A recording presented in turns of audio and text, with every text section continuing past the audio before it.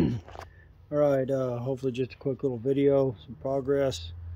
This is the 79 coupe turbo car. Just getting the roll bar going.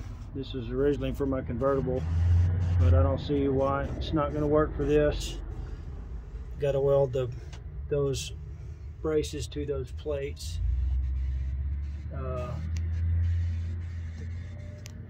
The main hoop is already welded to these 6x6 plates, so the 6x6 plates need to be welded to the car.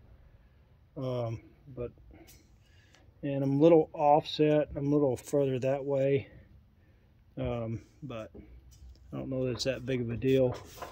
I think the factory seat belts will still work, even though I'm not sure if I need them. I don't know if you utilize those with 5-point harness or not, because I've got the bar for the harness, and it's just about right for like me and my brother, with where the seat is. Because the thing is that with that bar being there, you're kind of limited on how far back you can go. But it seems pretty good. It's a little close, but it feels pretty good for, I think, for a race application. But Casey did a lot of the welding. I did some. Got this bar tacked in. That's welded in good up there. So we're about there.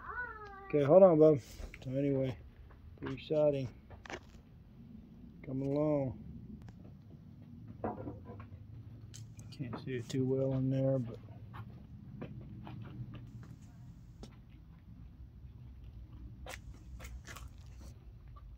right below those cutouts in the seat. I think it's going to work out good.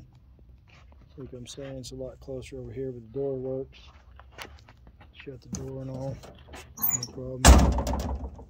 It's pretty tight down there. There you have it.